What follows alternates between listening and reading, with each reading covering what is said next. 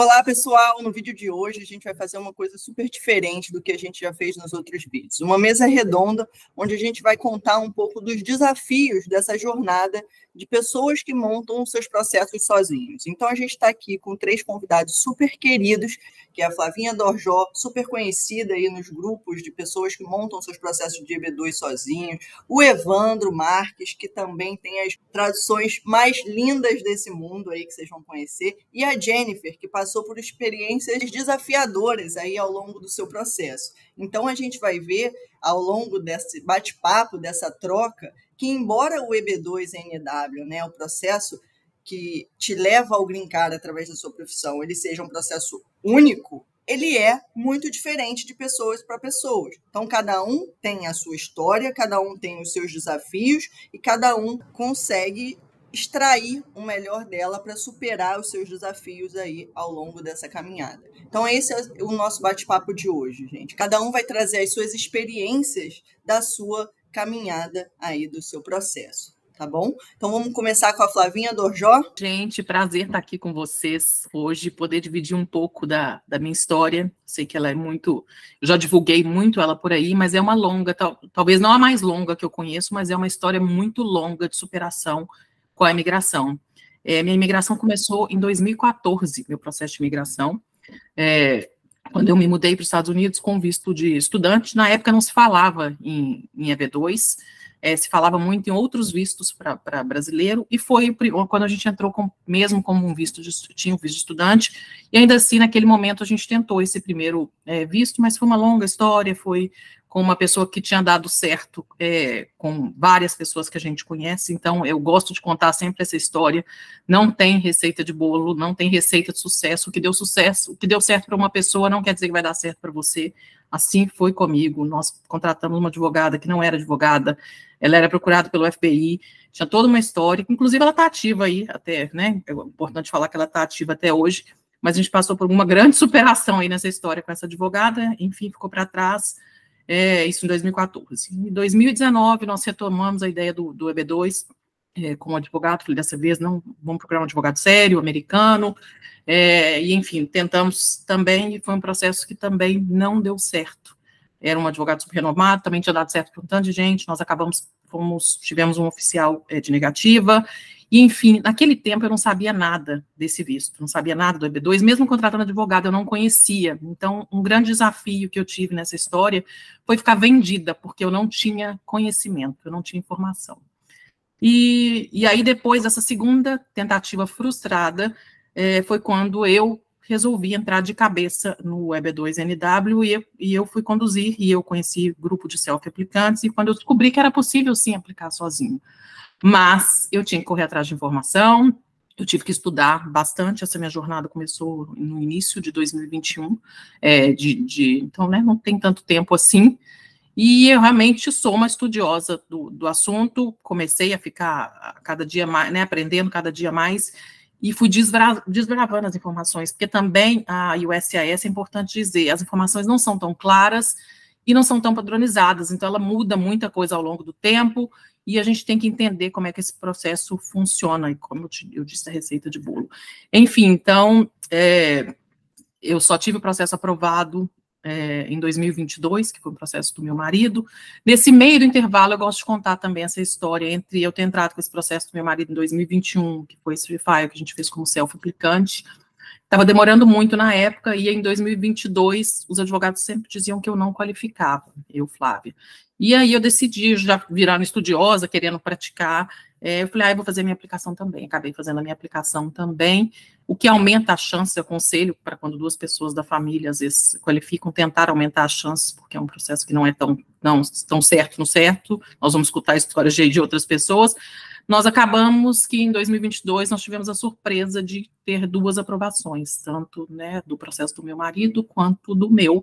Então nós tivemos o privilégio de escolher qual processo que seria o beneficiário do nosso green card, e hoje sim nós já estamos com o green card na mão, depois de 9 anos de luta aí com a migração e 10 anos dos Estados Unidos. Jornada longa, né, Flavinha? E uma coisa que você falou muito interessante foi que os advogados, né, que você consultava, todos falavam para você fazer, né, pelo seu Foi pelo seu? Desculpa. Estavam para fazer pelo do meu marido.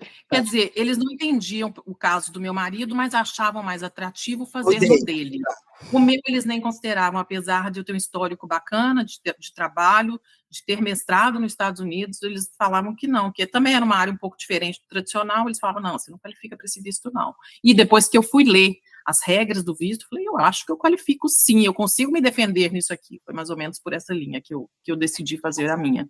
O que eu acho interessante é porque, normalmente, o importante, né, que eu vira e mexe falo para as pessoas que procuram é entenda a sua história, entenda, só você, eu acho que pode entender quais os seus pontos fortes, ou do seu marido, do seu cônjuge, para entender o que de relevante você pode contribuir, né, porque, como você falou, não existe receita de bolo, né? Então, no meu caso também, quando apliquei pelo do meu marido, porque não queria aplicar por mim, mas todos os advogados achavam mais atrativo aplicar pela minha história profissional. Mas, na época, eu não queria me expor em alguns ambientes de trabalho, então optei pelo dele. Mas o dele também não consideravam, e no meu caso, né, acabou tendo uma aprovação direta. Então, isso é muito importante também para o aplicante. Conhecer a fundo a sua história, conhecer a fundo os pontos fortes que podem ser explorados, né? Porque é isso que vai dar força, é isso que vai dar o enredo na aplicação.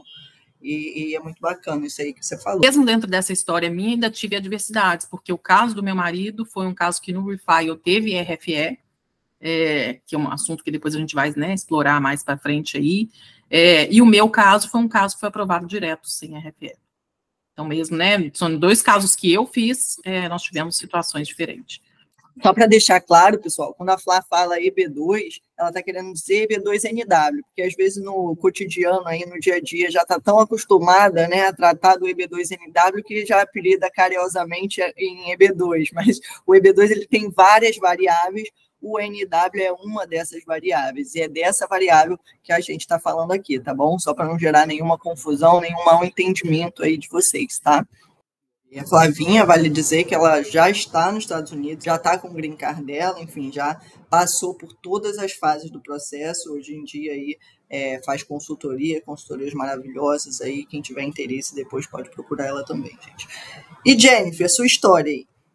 Olá a todos. Bom, minha história também, como você iniciou dizendo, foi de muitos desafios, de muitos desafios, e desde 2019 eu venho nessa jornada procurando maneiras legais de imigrar para os Estados Unidos. Foi nessa busca que eu tive acesso, ouvi dizer sobre o visto EB2NW, até então desconhecia, não era tão divulgado quanto nos dias atuais, e aí, entre muitas buscas, um colega meu do MBA me indicou, falou sobre esse visto, e então eu comecei a procurar mais a fundo. Porém, eu nunca tinha me achado uma pessoa capaz de conseguir, pelas exigências, pelo grau de dificuldade que a montagem de um processo self-petition trazia para mim. Então, eu demorei muito tempo até conseguir, de fato, me colocar em efetividade com esse processo, né? Foi muitos anos, eu comecei desde 2019, e apenas em 2022 eu comecei o meu processo, né, procurar mais informações, dar início, de fato, e eu fiz a montagem do meu processo, comecei em novembro, eu própria que fiz as traduções dos meus documentos, fui atrás, comecei a procurar tudo que eu podia que trouxesse valor para o meu caso, e então, em fevereiro de 2023, eu fiz o protocolo, né, do meu self-petition. Foi uma história interessante, porque quando a gente protocola self-petition, uma das coisas que a gente mais deseja é que tenha aprovação direta. E, no meu caso, especificamente, foram de muitas aventuras, porque após 4 meses que eu tinha postado o meu processo, eu recebi uma RFE, e foi bem desafiador, porque eu não sabia como fazer isso, né? E, enfim, até posteriormente a gente pode gravar um vídeo com mais detalhes sobre isso. E quando eu respondi a minha RFE, eu também, em menos de 24 horas, a mesma foi analisada e eu recebi um retorno do oficial questionando muito mais fatos que eu havia apresentado como estratégias na minha RFE, e ele expediu uma NOID, o que foi outra surpresa para mim. Para quem não conhece, é o Notice of Intent to Deny. Então, ele tinha interesse em negar o meu processo, mas também foi uma forma de... Eu interpretei como algo positivo, né? Ele já poderia ter negado o meu processo, mas mesmo assim, ele expediu e me deu a chance de trazer mais detalhes do meu processo para que houvesse aprovação.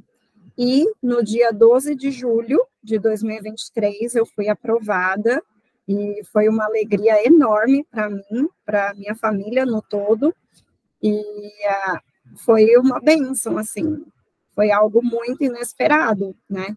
Quando nós iniciamos essa trajetória, eu fiz muitas entrevistas com escritórios de imigração, e uma das coisas que me impedia eram os custos que envolviam, né, um escritório de advocacia para você contratar, para poder protocolar, para você fazer, e eu não tinha esse montante disponível. E aí foi quando eu precisei reunir forças para dar início à minha jornada. E eu posso dizer com propriedade que é possível sim, mesmo enfrentando tantos desafios de uma self-petition, né? Então, é isso. Boa, Jennifer. Haja coração, hein? Acho que o importante da sua história é deixar até bem frisado para o pessoal, né? Não se desesperar, ter calma, paciência, atenção, ler exatamente, né, o que os oficiais pedem na RFE ou na NOID, para conseguir responder com clareza, com objetividade e atender aos pontos e poder ter um desfecho positivo, né? Muito bacana aí a sua história. Eu sempre falo, não pode fazer a petição sozinho, mas não esteja sozinho nela. Porque nós podemos ter uma grande rede de apoio aí, igual nós nos conhecemos durante esse processo, nós temos várias outras pessoas que às vezes a gente conheceu, que foi uma rede de apoio que se formou, então você pode fazer sozinho, mas não esteja sozinho. Bom, gente, e o último relato, assim, vai ser do nosso querido Evandro, que apesar de ter as traduções mais lindas aí que vocês conhecem no mercado, também vem se aventurando aí nesse mercado aí de consultoria. É mais uma história diferente dentre as nossas, então, assim, para vocês verem que, apesar do processo ser único, né, todo mundo aqui aplicou para o EB2NW, são vários desfechos que podem ter, são vários desafios que o aplicante vai encontrar, são várias possibilidades que podem acontecer ao longo da sua jornada. Chega mais, Evandro. Eu comecei a minha história no EB2NW em 2021, né? Eu sempre tive vontade de morar fora do país, estudei alguns países, conversei com pessoas de países diferentes, né? Sempre procurando um língua inglesa, né? Que para mim profissionalmente seria um pouco mais fácil, né? Um desafio a menos. Tinha a impressão de que imigrar para o Canadá era mais fácil. Conversei com pessoas lá e conversei com pessoas nos Estados Unidos também, né? Então, com o passar do tempo, eu entendi que profissionalmente para mim seria muito melhor dentro dos Estados Unidos. Fiz até alguns testes, mudei o meu LinkedIn para inglês. Contei uma mentirinha lá, disse que eu estou no Texas para ver o que acontece e passei a receber 3, 4 chamadas para entrevista numa mesma semana. Opa, Estados Unidos parece ser bem mais interessante para mim, né? E nesse meio tempo, estudei algumas formas e esbarrei no EB2NW, né? Entendi que essa seria um caminho viável para mim, né, de acordo com o meu histórico profissional, para poder imigrar para os Estados Unidos. uma vez que eu entendi que esse era o visto, eu fui estudar, né? Onde? No YouTube, para variar, né? Como a grande maioria das pessoas, né? Encontrei vários vídeos, né? Vídeos que a grande maioria serviam para despertar interesse, mas nenhum explicava ao certo como se fazia. E aí eu comecei a esbarrar nos grupos de apoio dos self-aplicantes, né?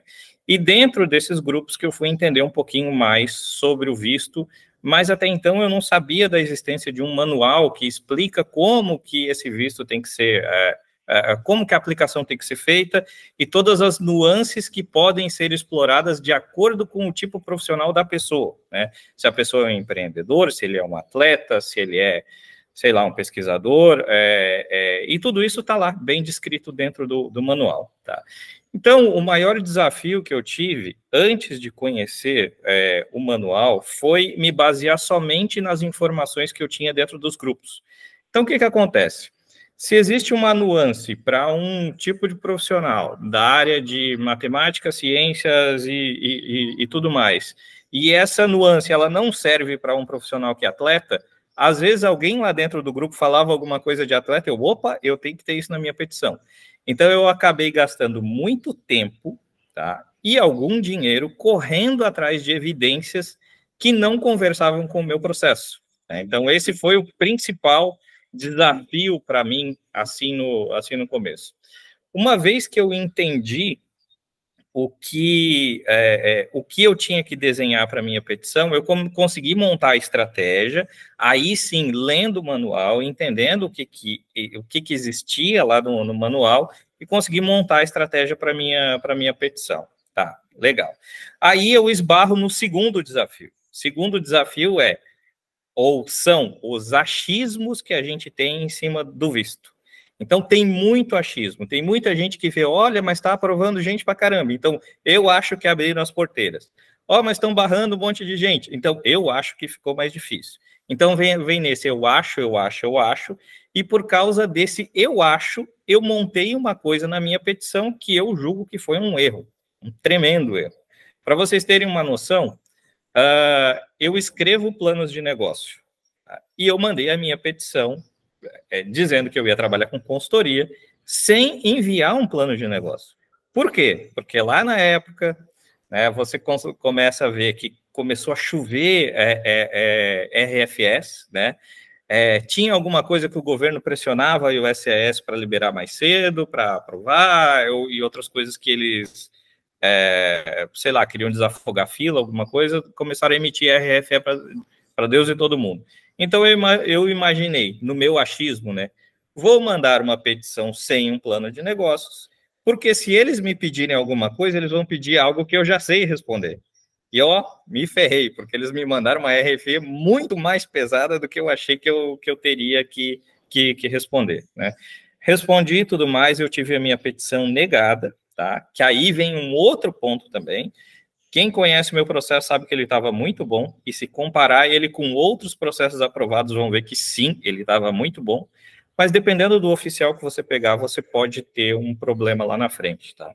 Então, assim, o que eu penso que seja importante para a petição de EB2NW, principalmente para quem vai fazer sozinho, entenda o que está escrito no manual, entenda como você pode desenhar a sua estratégia, e mande a petição mais completa possível para evitar que um achismo de uma determinada época que você está mandando possa gerar um problema lá para o teu processo lá na frente, né? Para quem não viu a minha história ainda nos vídeos que eu já gravei, eu reapliquei, né? Eu estou na minha segunda aplicação agora. Claro, eu aproveitei a oportunidade para melhorar ainda mais o processo que eu julgo que estava bom, né? E tá lá. Tá nas mãos do oficial, esperando para cair na mão de um oficial que não seja tão crica. Se Deus quiser, logo mais a gente vai ter muitos motivos para comemorar aí essa aprovação, hein, Evandro? Para quem ainda não segue o canal do Evandro, vou deixar aqui nos comentários. Vocês vão lá, que também tem muito conteúdo interessante, viu? Bom, por fim, na minha petição, tem muito link com o que o Evandro falou. Na época que eu apliquei, foi em 2021.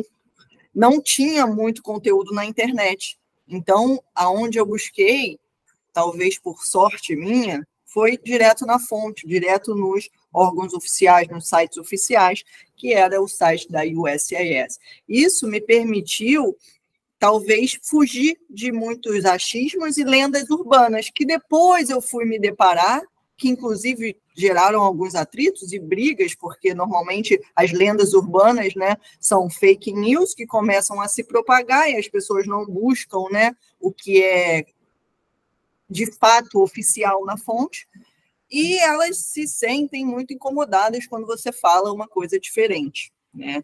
Uma dessas fake news ou lendas urbanas é que a USCIS ou NVC não aceitam união estável nos processos, né? Então, eu não sou casada com meu marido, eu tenho união estável, eu já estou com a minha documentação toda aprovada, então, assim, não foi ninguém que me contou que eles aceitam. Aconteceu comigo, na minha documentação, tá?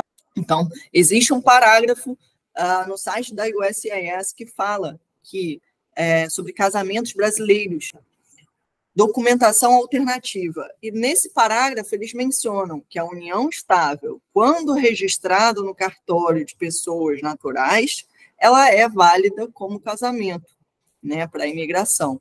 O que acontece hoje com as uniões estáveis? Elas são feitas em cartórios de notas e não de pessoas naturais. Então, a pessoa tem que pegar essa união estável emitida no cartório de notas e registrar no cartório de registro de pessoas naturais. Fazendo isso, ela vai ter uma nova certidão da sua união estável e essa certidão, sim, é válida, gente. Então, assim, esse foi um dos meus desafios, que inclusive briguei com algumas pessoas, porque você fala que aceita, a pessoa fala que não aceita, aí você tem que mandar as provas, né, que são os sites oficiais. Um outro ponto, né, como o Evandro falou dos achismos, é você muitas vezes estar nesses grupos e ter segurança da sua petição, ter segurança da sua documentação e outra pessoa falar que não serve ou que não é isso, e você for pela onda dos outros, muitas vezes isso pode te prejudicar. Eu lembro que quando eu montei o resumê do meu marido, ele não estava naquele formato, né, de texto corrido, como muitas pessoas falam que é o padrão da USCIS, ele estava no padrão LinkedIn, né, e muitas pessoas falavam, não, assim não vai ser aceito e tudo mais, e como era uma área de esporte, eu achei que desse formato ficaria melhor, porque visualmente estaria lá o logo dos times e tudo mais, acho que se faria visualmente mais bonito, e mandei assim, e foi aceito. Então, assim, acho que grandes desafios todo mundo vai ter pelo caminho. O importante é ter segurança no seu processo, na sua história, saber que os objetivos vão estar aí para serem superados e que não existe processo fácil, né? O processo é trabalhoso, o processo é árduo, tem que ter dedicação, tem que ter tempo para se montar. E hoje em dia, cada vez mais, tem mais informação relevante, de qualidade na internet, mas também tem muita informação ruim, desatualizada ou que nem sempre condiz com a realidade. Então, é importante você saber onde está procurando, saber filtrar aquilo que você está consumindo, seja nos grupos, nos canais de YouTube, na internet no geral. Flá, Evandro, Jen, alguma consideração final aí? Thali, acho que o importante é acrescentar uma informação que talvez a gente não tenha falado. Vocês três têm uma situação em comum. Vocês três fizeram um processo do Brasil, né, seguindo as suas vidas normais aí do Brasil e tocando, tipo, independente do resultado, a gente sabe que tem ansiedade de mudar logo, mas você está no conforto da sua casa, no conforto do seu emprego, tudo bem. Agora, tem pessoas que decidem fazer esse processo dos Estados Unidos em forma de ajuste de status, e quando tem algum desafio, é muito importante que essa pessoa tenha a informação correta. Eu passei por isso, foi talvez o meu maior desafio, saber que eu ainda estava mantendo o status. Foi nessa hora que eu me senti abandonada. Eu não sabia se eu estava legal ou ilegal. Eu acordei com um processo negado, não sabia se a partir daquele momento eu estava legal ou não nos Estados Unidos. E apesar de naquela época eu estava com o advogado não me deu assessoria nisso. Então, hoje eu vejo, principalmente hoje com Visa Boletim Fechado, um processo que tem muitos riscos aí imigratórios, que as pessoas têm que tomar muito cuidado, cautela, porque tem toda uma repercussão aí. Então, faço até esse disclaimer, quem tem essa questão de ajuste de status, que procure um conselho, né, imigratório para que faça da maneira correta isso e não evite qualquer risco com a sua situação imigratória, porque uma coisa é fazer do Brasil que eu acho que é muito mais tranquila, eu diria. Ponto importante, que existe muita ansiedade das pessoas, desde quando a pessoa decide que vai aplicar, parece que ela já quer a mudança no dia seguinte, né? E esse processo é um processo que não tem padrão, a verdade é essa. Tem gente que, quando corre tudo bem, vai, às vezes, ter o processo em 1 ano e meio, mas hoje, facilmente, um processo inteiro, do início ao fim, pode durar 2 anos, até chegar na entrevista de quem está no Brasil, ou mesmo quem está nos Estados Unidos e tem percalço no meio dessa história. Então, é muito bom que você saiba que não tome decisão precipitada. Então, o que eu queria dizer, que eu vejo muito, né, só para finalizar todo o assunto, eu vejo muita gente procurando modelos. Então, muita gente fala, me dá um modelo de uma cover letter. Gente, não existe modelo de cover letter, porque a imigração nem divulga isso. Nós entendemos, depois de ler várias petições, depois de ver petições, mesmo eu já vi milhares de petições de advogados, de pessoas foram aprovadas, negadas, petições boas, petições ruins, não existe um modelo certo de petição, na minha opinião. Você vai construir o melhor modelo que você vai contar a sua história. Esse processo é um processo de storytelling. O oficial é uma pessoa comum que você tem que explicar, vender seu peixe para ela. Então, e você tem que vender. Se você faz aquilo, explica que importância tem aquilo, por que os Estados Unidos precisa daquilo, qual que é o seu projeto, o que vai beneficiar. Então, você tem que vender o seu peixe de forma... Nós, brasileiros, não sabemos escrever para americanos, escrevemos cheios de frases longas, damos muita informação, damos informação de marido, periquito, papagaio, da viagem para Disney, não precisa disso, o oficial só quer saber da sua questão profissional. Então, sejam objetivos e profissionais nessa petição, porque e vejam os critérios e responda para ele as perguntas dentro do critério que ele está querendo saber. Ele quer achar resposta para uma série de perguntas que ele tem no manual, como o Evandro disse, você tem que mostrar de forma clara na sua petição. Tem gente que vai mostrar através de um business plan, através de carta, através da escrita, ou seja qual for a sua forma, não existe. Tente não buscar modelos. Quanto mais você busca modelo, mais preso você fica num padrão que pode ser antigo. Tem gente buscando modelo de vídeo de 3 anos atrás que não funciona mais para o modelo, para o sistema atual, porque a imigração também, a gente fala, né, a Thalia tem muita essa expressão, essa petição é um corpo vivo. Então, ela muda com o tempo, não é que eles mudam, julgam, nem mudam o manual, mas a gente vê eles mudando o jeito que eles recebem as informações lá, então a gente consegue só ver que mudou pela forma do julgo, pelas RFS, e não pelo manual em si. Talvez o Evandro possa falar um pouco, quando a pessoa fala assim, eu vou de business plan ou vou de professional plan? Dá só um resuminho disso, que acho que é uma informação muito importante para quem está, quais são os desafios, escolher entre business plan e professional plan. O resuminho tanto faz. E todo mundo, qual aprova mais, o business plan ou o professional plan? O que acontece, né? Se eu for de um e depois eu não cumprir com aquilo que eu sugeri que eu ia fazer. Então, é uma dúvida bem frequente mesmo. Vai lá, indo em cima disso que a gente estava conversando agora, né? Sempre vem essas perguntas, né? O que é melhor para o processo? É um business plan ou é um professional plan? Né? Gente, tanto faz, tá? Nenhum dos dois é obrigatório para vocês terem uma noção. Né? Eu sempre falo para todo mundo, vai ler o manual, vai ler o manual. Por quê? Porque lá diz que você tem que apresentar, né, uma proposta de valor para os Estados Unidos. De preferência essa proposta ela tem que ter importância nacional e tem que ter mérito substancial. Então, beleza. A petição inteira é em cima dessa proposta, do que você está propondo para os Estados Unidos. Não é nem em cima do perfil profissional. É claro, a gente usa o perfil profissional para descobrir a proposta, para desenhar a proposta e para depois defender que aquele perfil que você tem consegue entregar aquela proposta. Né? Tem um embrolho nesse negócio, um vai e volta ali, tá?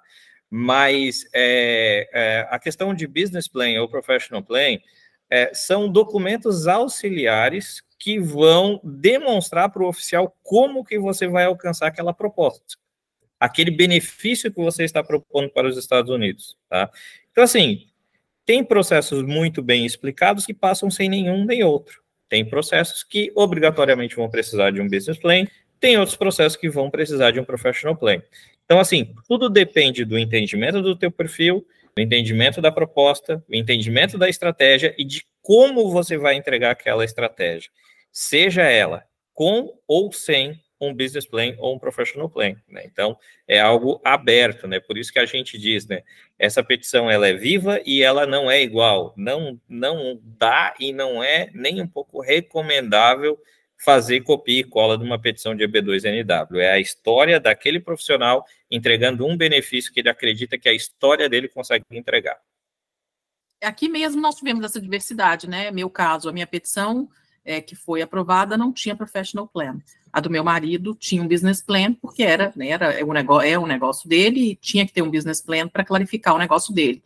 Da Jennifer, ela não tinha professional plan, mas acabou apresentando um detalhamento em forma de professional plan depois na RFE ou na NOID, não foi, Jennifer? Foi na NOID, que eu que criei. Eu também não tinha professional plan. Gente, e para aumentar essa diversidade, vamos lá, o meu Refile, ele conta com um business plan e um professional plan. O business plan suporta o professional plan. Olha que legal. Isso aí fica tema para o próximo vídeo. Muita gente tem dúvida do que é o Refile. O Refile, na verdade, é só a petição submetida, que foi negada, que você decide aplicar novamente usando os mesmos documentos. É uma nova petição. Então, tem esse nome de refile, tem gente que pensa que é alguma coisa diferente. Não é nada diferente. É a sua petição negada, melhorada, que você recebe, que você pode submeter quantas vezes for necessário. Não tem impedimento de quantos refiles. Tem gente que foi aprovado só no terceiro refile. Bom, queria agradecer a participação aí de vocês três, gente, três queridos aí, que a gente acabou se encontrando, né, ao longo dessa caminhada de fazer os nossos próprios processos, trocar informações, divulgar informações. Então, tenho muito carinho, muito respeito por vocês, é um prazer ter vocês aqui. E obrigada aí por você que assistiu a gente até agora. Curta, compartilha aí com seus amigos. A gente está sempre postando informação relevante que pode ser útil para o seu processo. Tá bom? A gente fica por aqui. Sucesso na sua jornada. Tchau, tchau.